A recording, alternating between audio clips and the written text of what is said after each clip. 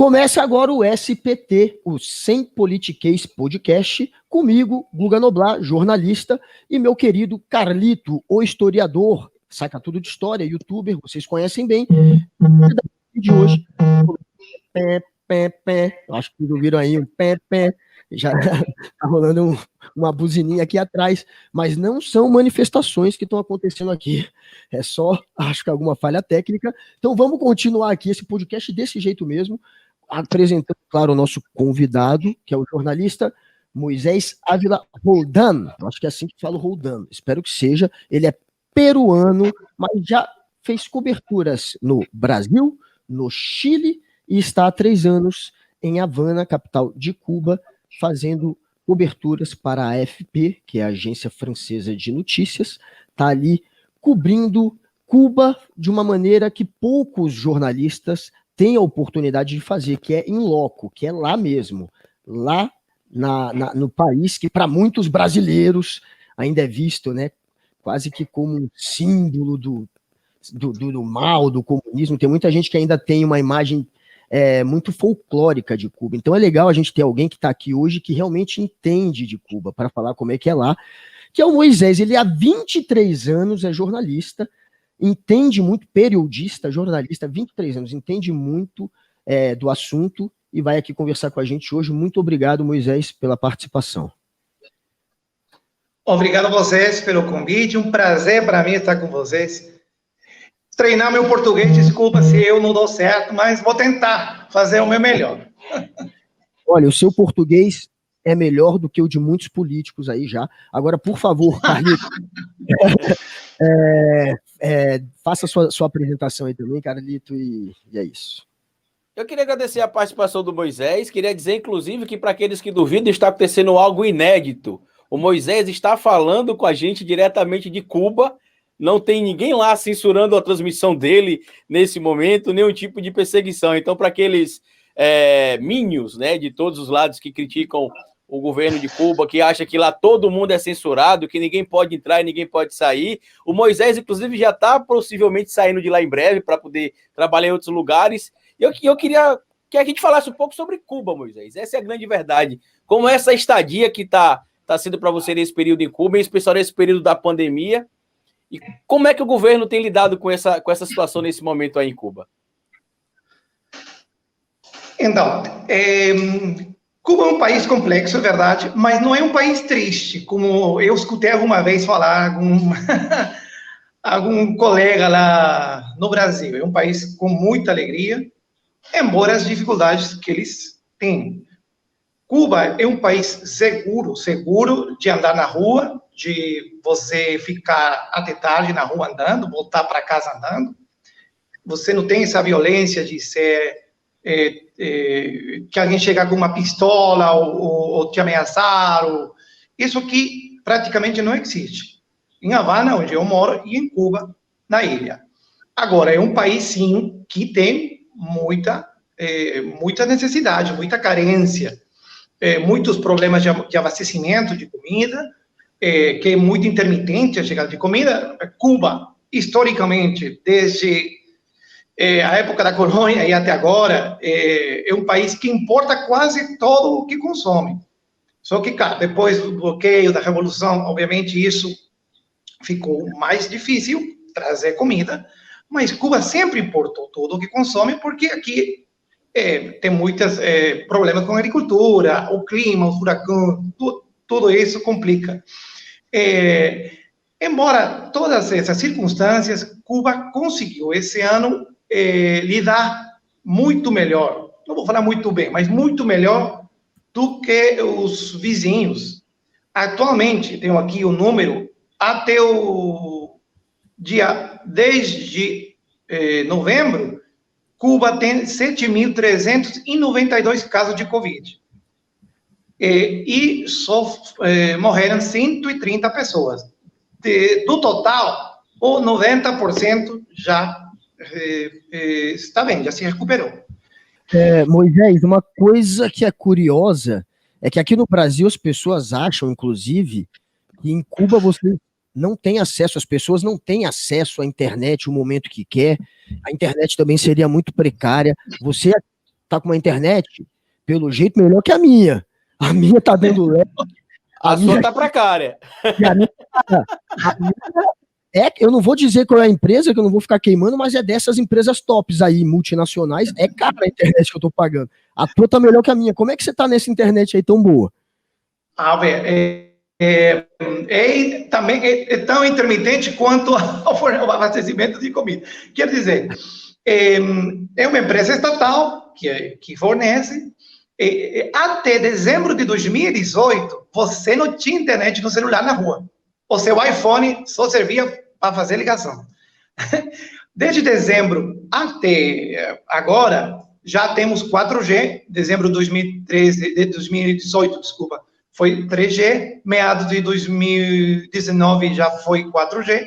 Atualmente temos 4G. A internet doméstica, sim, está em falta. Quero dizer, normalmente o cubano não tem internet de casa, não tem um plano em casa. A maioria dos cubanos não tem. Eu, por ser jornalista, tenho um contrato especial que me permite ter internet em casa, que a internet, na verdade, não é muito boa. Eu tenho 2 megabytes, quase 2006, né? Mais ou menos. Mas no celular, que eu estou agora usando o celular, é muito melhor. Mas, por exemplo, o cubano, antes de 2018, o que ele fazia? Porque, você sabe, tem 2 milhões de cubanos fora de Cuba, e a família, todos eles se encontram, ou seja, a família tenta falar com eles nas praças. Nas praças tem internet Wi-Fi público, onde você pode se conectar por $1 a hora e falar. Normalmente, as praças sempre têm sido um lugar para falar com a família usando internet, ou para um videogame, para falar com o WhatsApp. É mais ou menos assim a situação da internet. A metade da população cubana já tem conexão pelo telefone, pela praça, mas a metade dos cubanos, são 11,2 milhões aqui, 4,5 milhões já tem conexão à internet. De qualquer jeito, telefone, fixa, isso. Mas a internet, quando você acessa a internet, ou quando um cubano acessa a internet, ele pode navegar por qualquer tipo de informação ou há algum nível de censura? Tem sites que estão bloqueados, não só de ida, também de volta. Quero dizer, por exemplo, esse aplicativo que a gente está usando agora para falar, está bloqueado para Cuba. Eu tenho que botar um VPN. Mas está bloqueado para Cuba. Não é que Cuba bloqueou. Acontece a mesma coisa com o Zoom. Acontece a mesma coisa com iPhone, por exemplo. Você não pode atualizar seu iPhone aqui com sua internet normal. Você tem que botar um VPN. Mas isso não é culpa de Cuba. É porque é um software que provavelmente tem um componente grande americano e não pode ser, pelo bloqueio, pelo embargo, não pode ser usado em Cuba.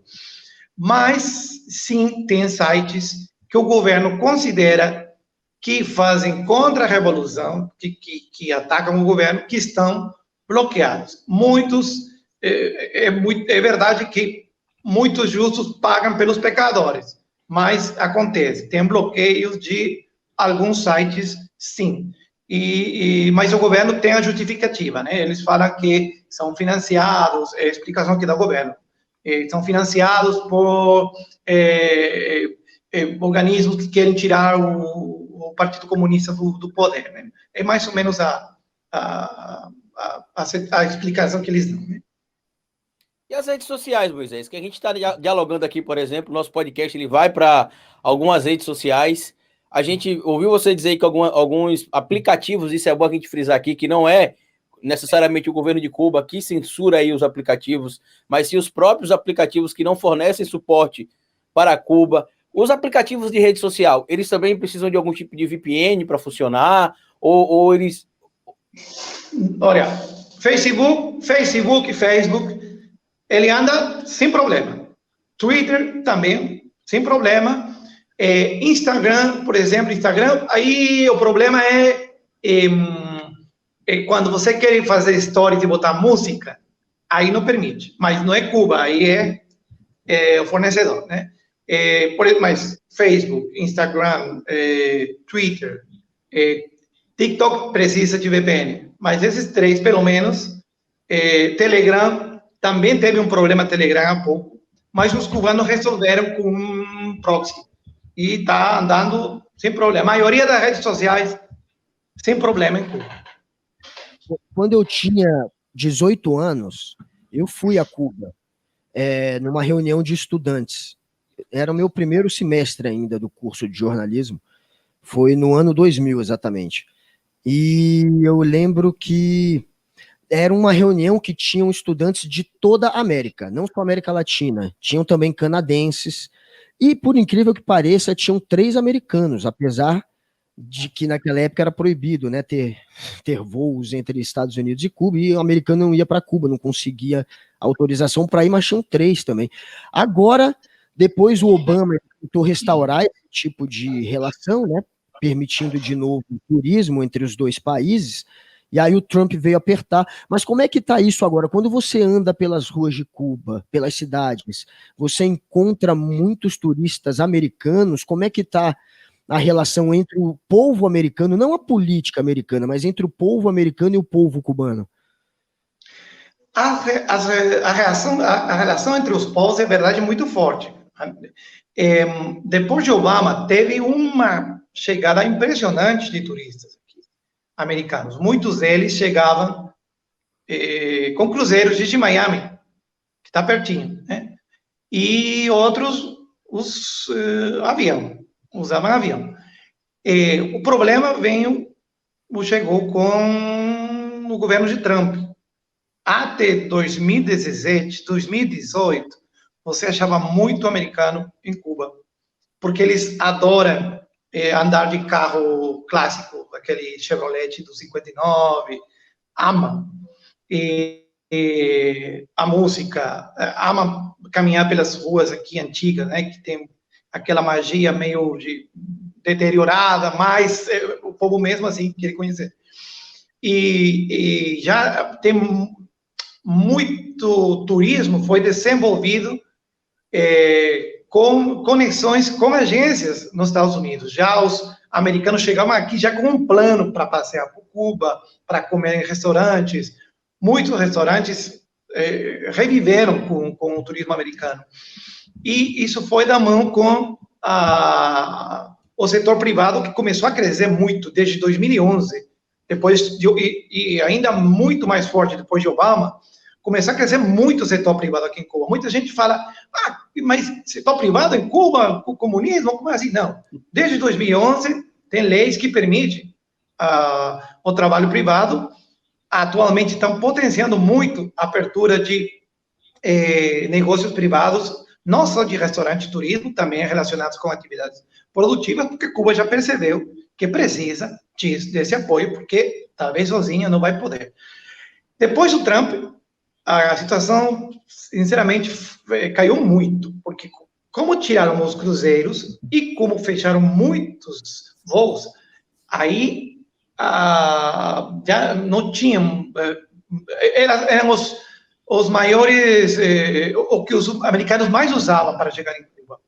Agora, depois da pandemia, agora pela pandemia, obviamente, estava fechado tudo, né? Mas desde finais de 2019 já você não conseguia ver muito americano, mas sim tem muita cooperação ao nível de música. Você tem um festival de jazz aqui, tem americano direto fazendo jazz aqui, fazendo música, tem muito dança, além disso tem muito cubano indo lá para participar em festivais de música, de dança. Você sabe que aqui a música cubana é muito forte, a dança, o balé muito forte, e tem muita demanda de turismo americano. Só que esteve parado primeiro pelo Trump, pelo governo do Trump, e depois pela pandemia, né? A esperança do governo cubano é que, com o Biden, as coisas possam melhorar. A gente sabe que tem 2 grandes mitos aí que envolvem Cuba. O primeiro se acabou já, Miguel, de praticamente Moisés, perdão, desmistificar, que é a ideia de que os cubanos podem ou não sair de Cuba, né? E a segunda é a questão da democracia. A gente sabe que no ano passado o Miguel Díaz-Canel foi eleito pelo Congresso cubano para ser o novo presidente de Cuba, inclusive está começando a mobilização para eleições diretas. O próprio governo já prometeu que é possível que nos próximos anos se tenha eleições diretas. Eu queria que você falasse um pouco sobre essa situação de os cubanos poderem ou não sair de Cuba, até porque no nosso país, por exemplo, o presidente atual meio que rompeu o acordo que a gente tinha no Mais Médicos, alegando que os médicos cubanos que vinham para o Brasil vinham fugido porque não podiam vir para cá. E sobre a questão do Miguel Dias-Canel, que apesar de ter sido uma eleição indireta, foi o Congresso que escolheu ele, como é que o povo de Cuba enxerga isso? Vamos lá. Desde 2013, o cubano pode sair se tem um passaporte e as condições de visto para ir para o país que precisa, não tem problemas. Tem muito, desde 2013 até agora, tem muita saída normal, legal, vamos falar assim, de cubano para a Europa, para os Estados Unidos. Muitos saem para Panamá para fazer compras e fazer negócio, trazer coisa para vender, tipo roupa, perfume, coisa que em Cuba não é muito comum de achar nas lojas. A situação política em Cuba é muito particular, é muito diferente do que a gente já viu nos nossos países. Aqui, o partido que governa é o Partido Comunista Cubano. Desde 1976 até 2008 foi Fidel Castro presidente. Antes foi primeiro-ministro, né? Depois virou presidente. De 2008 para frente, 2006 que o Raul Castro entra, porque Fidel estava doente já nessa época. Mas 2008 é formalmente o Raul Castro presidente. E ele já, nesse momento, fala que ele só vai ficar 10 anos, ou seja, vai poder ser reeleito só mais uma vez. E já tinha preparando, nesse caminho, o Dias-Canel. Dias-Canel é um militante exemplar, vamos falar assim, do Partido Comunista, formado na escola do Partido Comunista, desde muito novo, dirigente de província, dirigente de região, que rodou em bike a província onde ele era dirigente, quando não tinha, na época do período especial, quando não tinha combustível, quando não tinha comida nessa época. Então, ele ganhou essa posição, vamos falar assim. A grande dificuldade dele é que estamos falando do Fidel e do Raul, que são líderes ou lideranças históricas em Cuba. São os caras que chegaram num barquinho, desceram com fuzil, tiraram o ditador do poder e tomaram o governo. E se o Fidel aparecia numa situação complicada, todo mundo chegou ao Fidel, acabou o problema. Era, além do discurso de Fidel Castro, que era muito forte, uma retórica muito potente, com pessoas que concordavam ou não, mas era isso. Raul Castro já, além de ser, embora ele ser um dirigente histórico também, ele era muito mais calado, ele não aparecia muito. O problema com Dias-Canel, o problema, vamos falar assim, entre aspas, é que ele é novo, ele tem 58 anos, ele é muito mais novo do que a Revolução mesmo, que tem 60 e vai para 62.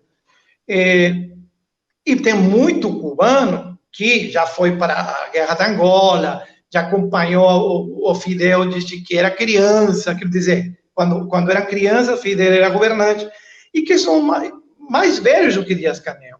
E essa figura histórica é muito demandante para o Dias-Canel. Ou seja, ele não pode se comparar, não pode tentar se comparar nem fazer a mesma coisa, né?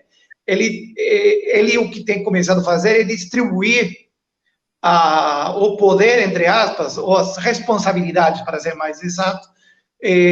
Já tem um primeiro-ministro, eles, desde o ano passado, tem um primeiro-ministro também, que toma conta, por exemplo, das coisas da pandemia. É o que mais aparece para informar coisas, para falar das decisões que estão fazendo. Também uma coisa que com o Fidel e com o Raul, você não parecia muito. Agora sim, você tem um ministro aparecendo na TV, falando, explicando as coisas que ele está fazendo.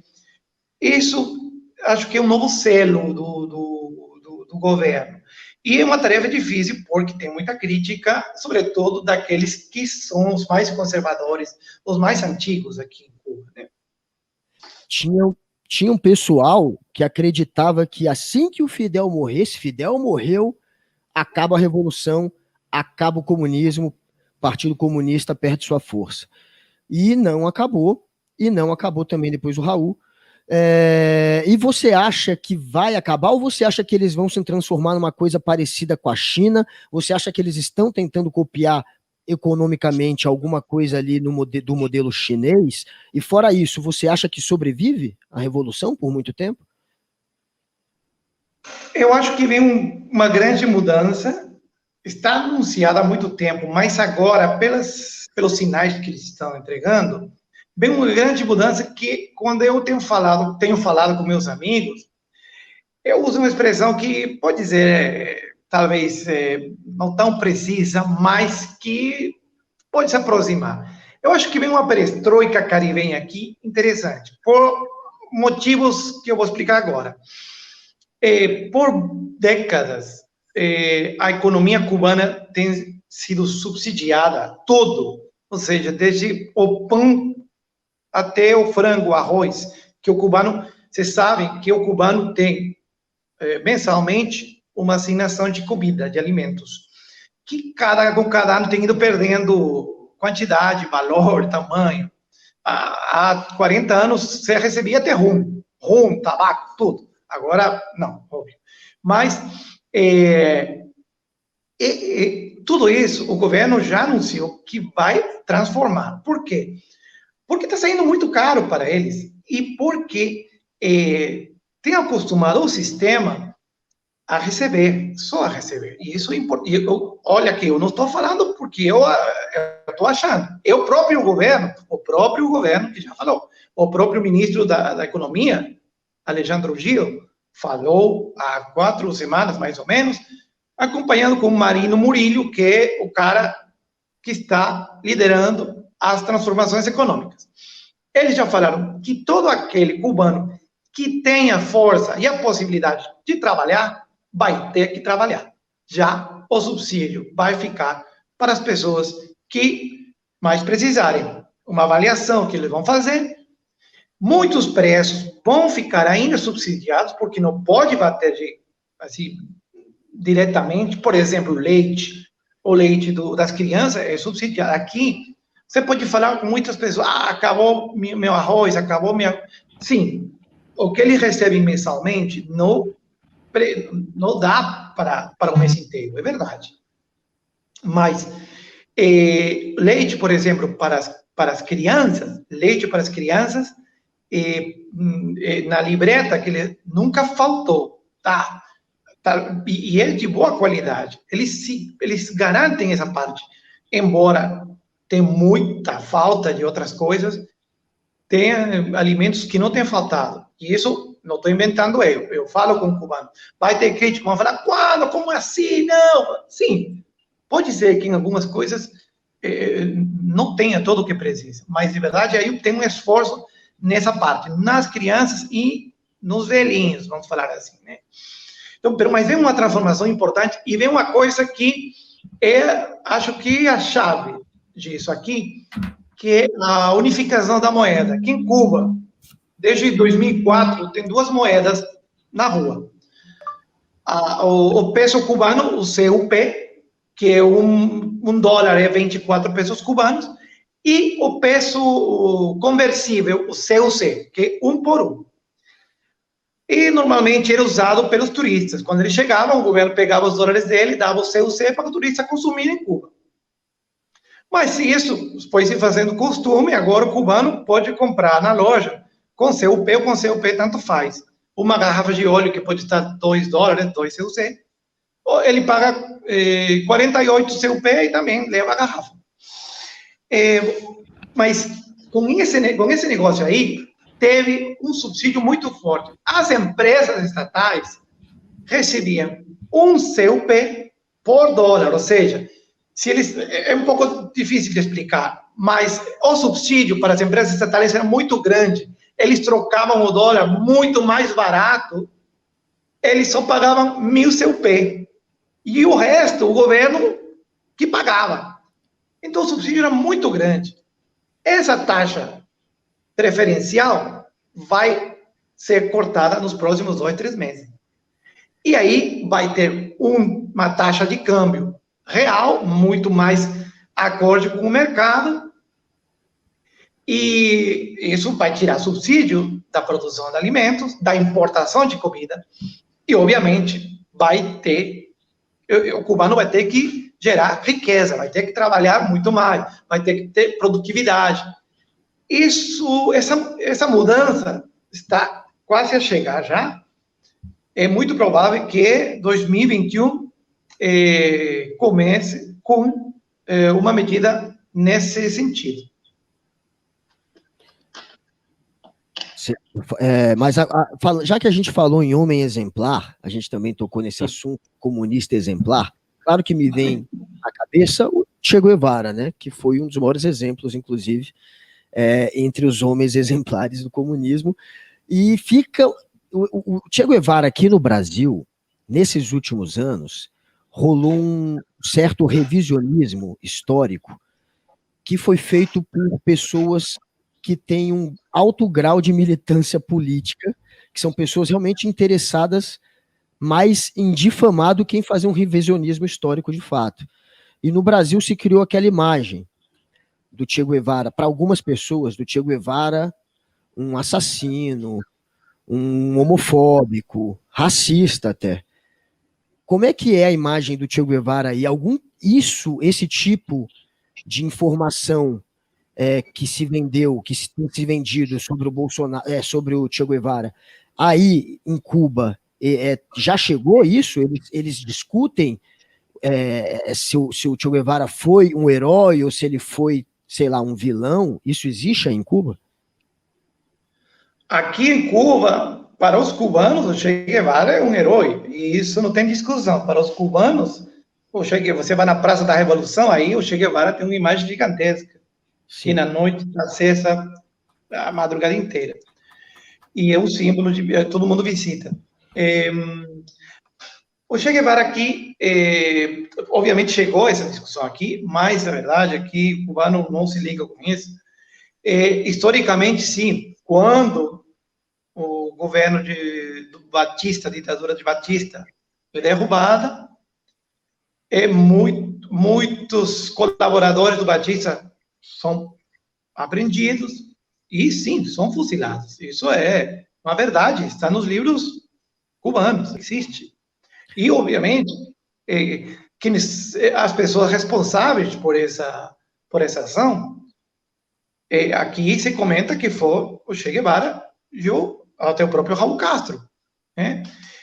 Mas eles descrevem que um cenário de guerra, onde eles tinham atirado contra os companheiros dele, tinham matado muito cubano na hora da Revolução, e foram submetidos a juízos sumários e foram mortos. Isso é verdade.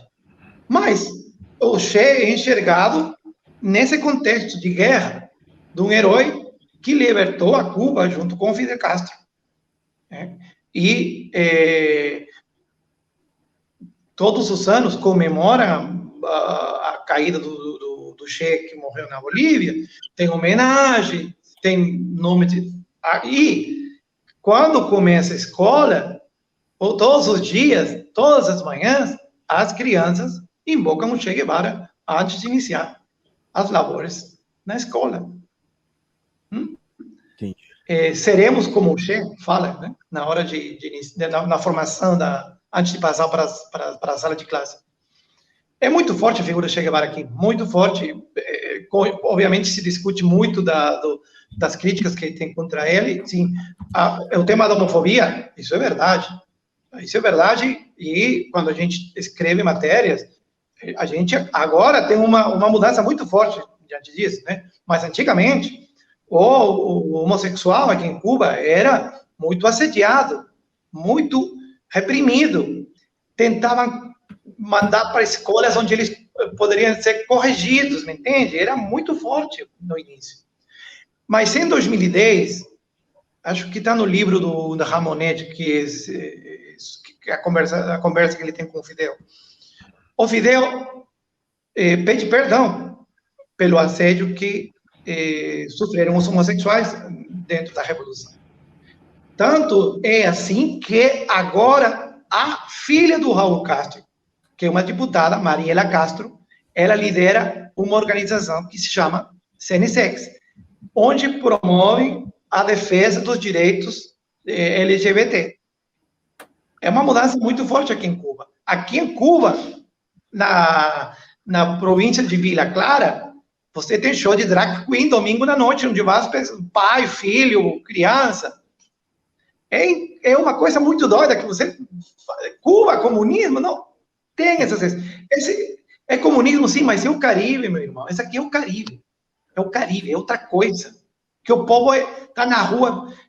escutei que alguém falou alguma vez no Brasil, não lembro o nome, desculpa, que falou que aqui o povo era muito triste. Cara, aqui tem um humorista que brinca até das coisas...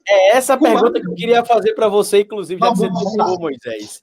Recentemente, um famoso jornalista aqui do Brasil, que inclusive visitou Cuba na década de 90 com um programa humorístico, deu uma declaração em um famoso programa que tem aqui no Brasil chamado Roda Viva, ao inquirir praticamente um humorista, Marcelo Adnet.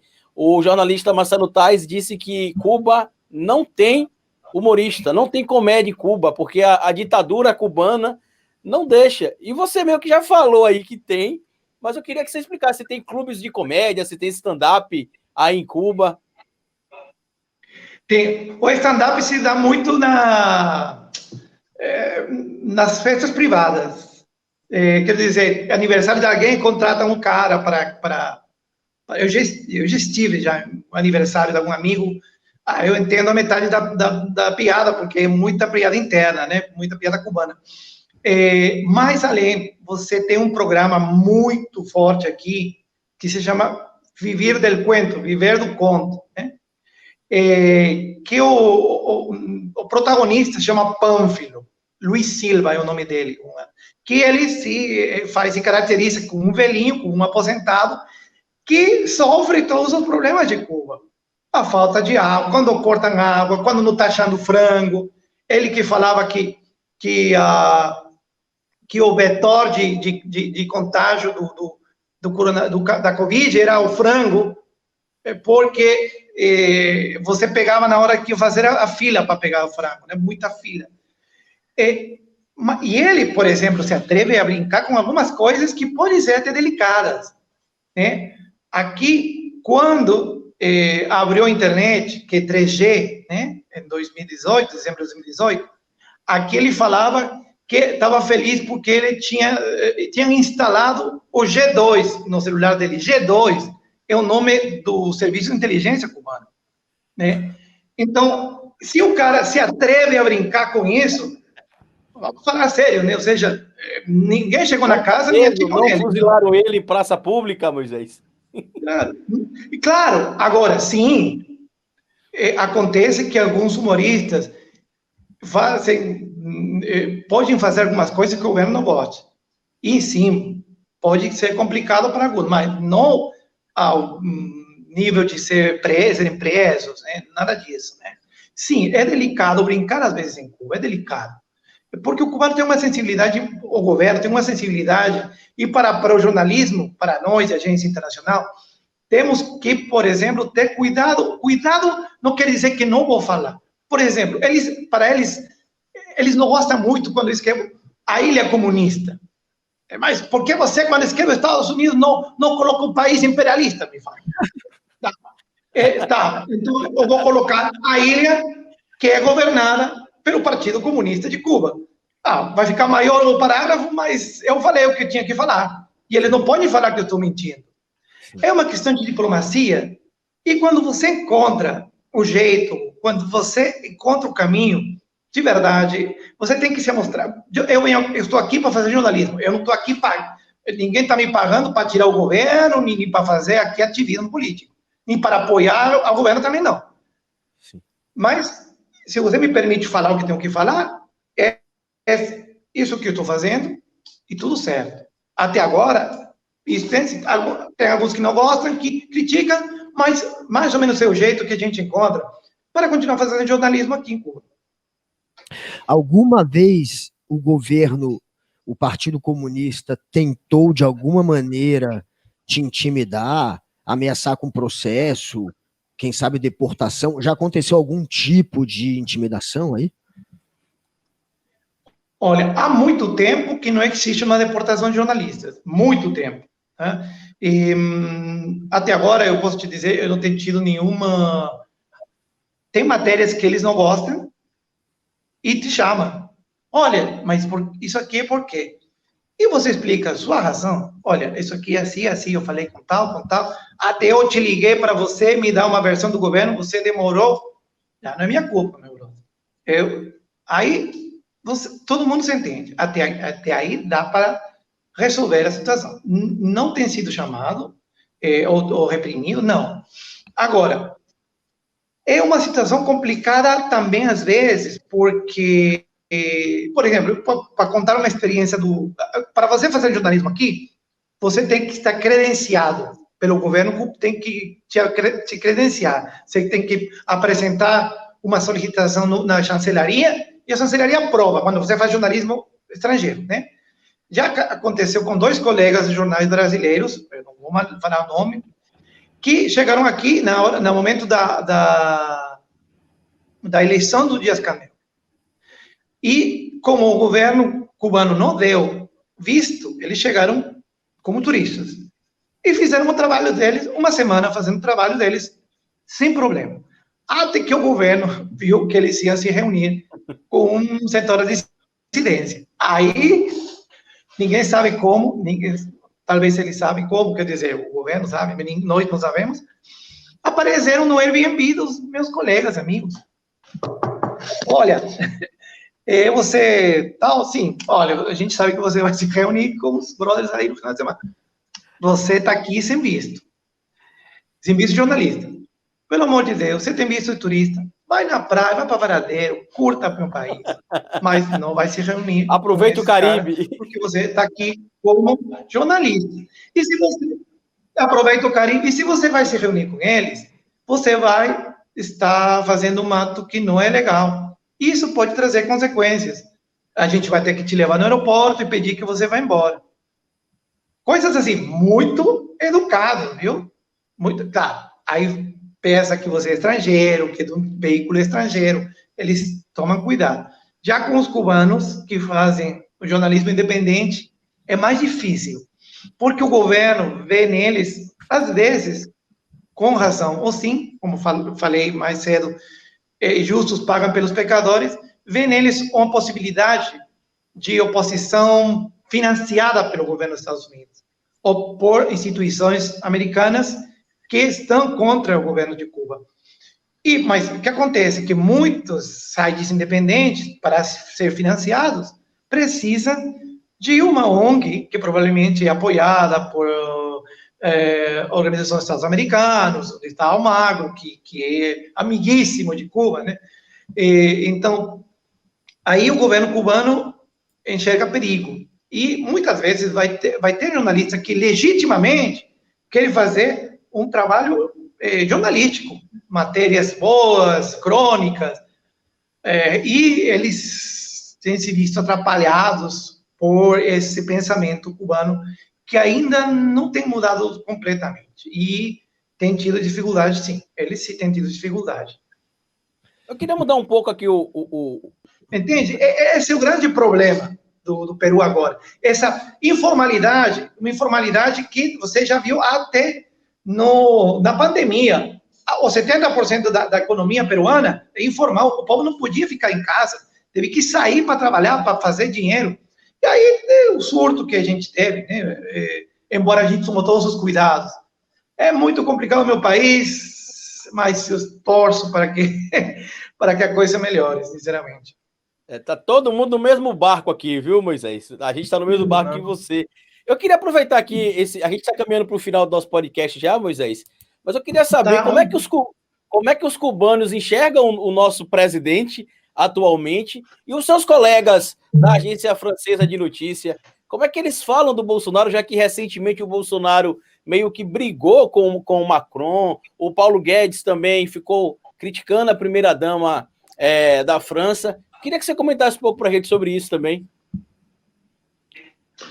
Olha, é uma coisa que provavelmente o brasileiro sabe muito pouco, mas os cubanos amam o Brasil, mas amam mesmo, não estou exagerando.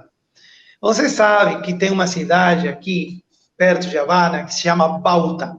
Você pode googlear depois, que eu fiz a matéria. Eu morei no Brasil, fiquei perto e quando o Brasil jogou a Copa do Mundo 2018 da Rússia, a população inteira de Bauta colocou bandeira do Brasil por todo quanto é canto, fechou o auditório e botou no telão o jogo, e o povo estava de camiseta verde e amarela, de camisa verde e amarela, e os brasileiros que moram aqui em Cuba foram lá assistir o jogo. Você imagina, era uma festa. O Brasil, acho que bateu 2-0 contra a Sérvia, se eu não me engano, foi o jogo.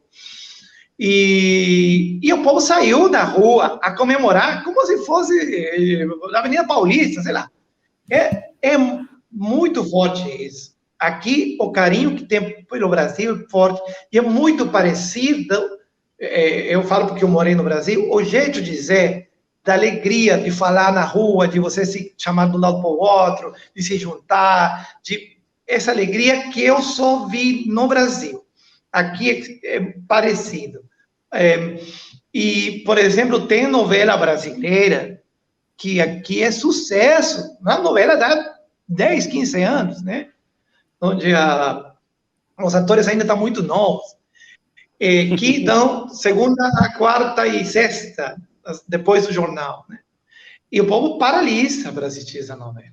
Então, o Brasil muito, embora o Bolsonaro, viu? Embora o Bolsonaro, dizer porque aqui teve, ou seja, o problema com o presidente Bolsonaro aqui é forte. Ou seja, depois que teve aquele problema dos mais médicos, aqui é briga, né? No jornal cubano, que é jornal estatal, 100%, não tem rede privada, todo dia, quando tem alguma coisa contra o Bolsonaro, pim. Não desaproveitam a oportunidade.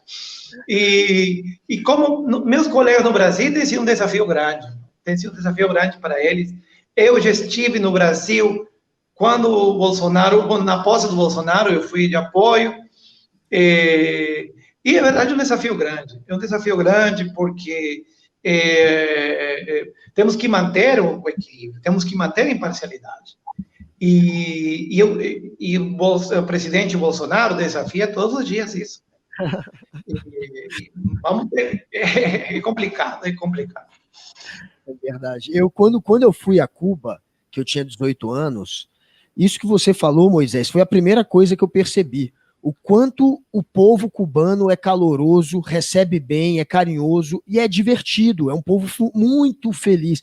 A viagem que eu fiz a Cuba, eu não estou de sacanagem, eu já fui para vários lugares do mundo, mas essa viagem eu coloco como a que eu mais me diverti. É a primeira ou a segunda da minha vida, que eu mais curti. Comunista, tá assumindo, né? Assim que a gente descobriu a sua origem. Olha, eu estava num evento de estudante, a gente ficava o dia inteiro debatendo meios, estratégias que os estudantes deveriam seguir em toda a América. Eram reuniões exaustivas. No final, no último dia, a gente teve o Fidel Castro discursando por 4 horas, ele não parava de discursar. E mesmo sendo reuniões exaustivas, nos momentos que a gente saía, ia se divertir, só esses momentos já fizeram com que essa viagem, que não era uma viagem de férias, portanto, se tornasse uma das mais divertidas, uma das mais marcantes da minha vida. Eu também a gente chegou aí a Valadeiro, né, Varadeiro, a gente pegou um Jeep, tinha um amigo nosso, tinha 21, eu tinha 18, eu nem podia alugar carro, mas tinha um que tinha 21, e a gente foi para lá, e a gente conheceu algumas cidades no caminho, não é tão longe, e depois ficou dormindo no Jeep 2 noites, porque era tudo um resort caríssimo, e aí a gente acabou dormindo no Jeep mesmo. A gente só entrava nos resorts para usar o banheiro e a piscina, que o nosso banheiro era a piscina, se fosse hóspede. E depois a gente ia para as baladas em Varadeiro, eram $10, com tudo liberado. Eu nunca esqueci disso. Era dentro do hotel, aí tinha uma balada lá que você pagava $10, era tequila, uísque, tudo liberado por $10. Então, assim... Mas você não saiu de lá que nem naquele voo que você contou pra Denise, não. Eu não saí de lá vomitando igual quando eu voltei dos Estados Unidos, porém, eu me diverti muito, eu adorei, o povo cubano é muito parecido com o brasileiro, é um povo que você se sente abraçado assim que você chega, só para deixar, só para fazer esse adentro aí e falar que eu gostaria se você me permite rapidinho, eu gostaria de dizer também que é importante esclarecer, porque às vezes eu posso falar, também, comunista, você ama Cuba, é verdade, pode falar isso, mas falando muito certo, tentando ser muito correto, é difícil viver em Cuba? É difícil, porque, por exemplo, vocês acabam a gravação, acabam o podcast e saem, e pode passar pelo supermercado e comprar uma alface e um peito de frango, vai para casa e faz um lanche. Eu não posso fazer isso aqui. Não posso porque não tenho essa opção. Aqui tudo chega congelado quando chega e eu tenho que me programar. Se eu quero amanhã comer frango, primeiro eu tenho que achar o frango congelado e depois, se amanhã que eu comer, se eu já tenho frango, tenho que tirar da geladeira, do freezer, não do freezer, do congelador, tirar e esperar por amanhã fazer meu frango. Talvez com alface, talvez com arugula, talvez com tomate, se aparece. Ou talvez só com arroz, se aparece. O abastecimento intermitente. E sim, você pode comprar a manteiga nesse canto e 5 quilômetros além vai comprar o frango. Não todo está no supermercado, não todo está... as verduras, legumes, você não encontra no supermercado. Estão no que eles chamam o agro, a feira, né? Então, voltar um pouco ao passado, como talvez nós já fizemos quando éramos crianças, ou nossos pais fizeram, e eu tenho que ralar, viu? Aqui não é fácil, é difícil muita coisa. O cubano já está acostumado, e ele leva numa boa. O estrangeiro sofre um pouco, sofre sim, mas faz parte da vida, que o consumo não é o mesmo consumo que temos no Brasil, no Peru, onde temos 80 marcas de creme dental. Aqui apareceu uma creme dental, compra, cara, não importa se é verde ou vermelha. É isso que a diferença aqui. Aqui o consumo é diferente, a vida de consumo é muito diferente. Mas é um grande desafio, jornalisticamente e pessoalmente falando, assim. Agora você sabe, né, Moisés, que para o apoiador do Trump e para o apoiador do Bolsonaro não adianta explicar. Se você está em Cuba, você é comunista. Inclusive, eu ia te perguntar isso, Moisés. Quando você chega lá no Peru, pelo fato de você fazer cobertura em Cuba, as pessoas ficam com esse tipo de... te estigmatizando, dizendo que você é comunista, que você simpatiza com o comunismo. Vai para Cuba, ficam te mandando voltar para Cuba. Outra coisa, em Varadeiro, quando eu fui lá, que eu era moleque, né? Era uma cidade meio que capitalista dentro de Cuba. Pelo que eu lembro, a regra ali é que nem um cubano que não fosse morador de Varadeiro poderia entrar ali, porque era uma cidade que poderia, de alguma maneira, fazer uma propaganda do capitalismo e acabar te corrompendo. Então, ainda é assim lá, e chegando lá, tá tudo muito caro, tudo muito caro, é só europeu que tá ali, é um turismo para europeu de Varadeiro, os hotéis têm internet, os resorts são gigantes lá, né? A estrutura é mesmo uma estrutura capitalista feita para turismo, continua desse jeito, para turista de fora? Sim, sim. Vamos começar pelo final. Sim, Varadeiro está feito para turista, mas agora, cubano, se tem dinheiro para entrar, vai. Não tem problema. E tem muito cubano-americano que vem para Cuba para ir para um resort com a família. Eles viajam de Miami, de Flórida para cá, e vão com a família lá nesses hotéis. É caro, o preço é caro agora, a diária num resort simples. A diária sem dormir, né? Acho que está $40. Já dormindo, pode voar pelo balão, né? 200, 300, 400 dólares. Sim, está focado no... quer dizer, o turismo é a máquina econômica de Cuba. Em 2018, 2018, os ingressos foram de 3,3 bi dólares.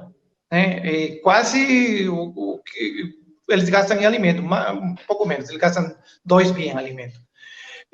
Quase o que dá aos médicos, entende? É muita grana o que recebem com o turismo. Por isso que agora com a pandemia parou. E enquanto a... Sim, às vezes a gente fica estigmatizado, é verdade. No Brasil, olha, aconteceu isso comigo e eu fiquei um pouquinho... E a explicação que a gente dá, depois fica pior, porque... então você é comunista mesmo. Porque, por exemplo, eu estive de férias, viajei agora fui visitar uns amigos que moram em Flórida, e são amigos brasileiros, que têm outros amigos brasileiros que estão lá.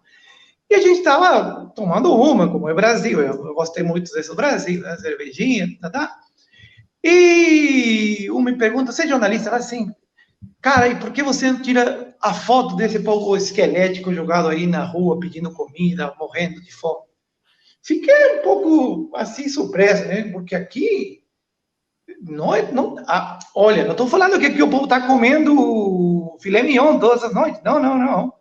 Mas, cara, quando eu saio pela Avenida Rio Branco para pegar o metrô lá no Rio, 8 horas da noite, a quantidade de pessoas dormindo na rua, sem comer, ou compartilhando um sanduíche que alguém pegou de um cara, é maior do que você pode encontrar aqui. Você não encontra. Ou seja, a pobreza, não só do Brasil, estou falando do Peru, no Chile, onde eu já morei, não... Você encontra muito morador de rua no Chile morrendo de frio, às vezes. No Brasil, morrendo de fome. Aqui, sim, o povo provavelmente não vai comer hoje. Eu falei para ele hoje à noite, lá no Brasil, lá no Peru, vai ter muita gente que vai dormir sem comer. Vai dormir sem uma janta, mas sem nada. Aqui em Cuba, sim, a coisa é precária, tem muita limitação, mas esse cara, pelo menos pão com ovo ele vai comer antes de dormir. Ele vai dormir com a barriga cheia. Não é uma maravilha? Provavelmente o café da manhã vai estar muito pobre, muito limitado, mas ninguém fica sem comer até agora. Isso que eu vi. Com toda a limitação, com toda a crítica que pode existir contra o governo, contra o sistema, eu não vi, e olha que eu sou um jornalista, desculpa se eu estou aqui me achando, não. Eu gosto de andar, de caminhar na rua, de estar fora. Eu já estive em muitos lugares graças à minha profissão aqui em Cuba. E, de verdade, eu não vi ninguém morrendo de fome. Sim, passando aperto, sim. Talvez alguém te pedir grana na rua, sim. Vai. Mas vai dormir sob teto, numa casinha precária, muito triste. Mas lá dentro o povo vai estar jogando dominó, vai estar cantando. É difícil de entender essa parte para nós. É difícil de entender? Mas existe, e é Cuba mesmo, isso é Cuba também. Ótima entrevista, ótimo podcast, ótimo bate-papo aqui no Sem Politiqueiro, no CPT, foi um bate-papo muito bacana com o nosso amigo agora, viramos amigos já do Moisés. Com certeza, obrigado, eu também, muito obrigado pela sua amizade, pelo tempo aí que vocês me deram aqui. Muito obrigado a você, Moisés. Carlito, encerra para nós então. Eu queria agradecer a você, Moisés, queria pedir para as pessoas seguirem você também nas redes sociais, eu vou passar a seguir também. E a gente conseguiu aqui desconstruir alguns mitos sobre Cuba, a gente conseguiu também fazer essa transmissão com você com uma qualidade muito boa, em pouquíssimos momentos a gente teve algum tipo de lag ou interrupção ali, então queria só te agradecer e parabenizar você pelo trabalho incrível. E você que ainda não é inscrito no nosso podcast, se inscreva no podcast. Se você está ouvindo isso aqui em alguma plataforma de áudio, a gente também está disponível em outras plataformas em vídeo, para que vocês possam ver aqui eu, o Guga, eu, Moisés, nesse nosso bate-papo aqui. Muito obrigado, Moisés, obrigado, Guga, valeu, gente, até o nosso próximo SPT Podcast. Tamo junto.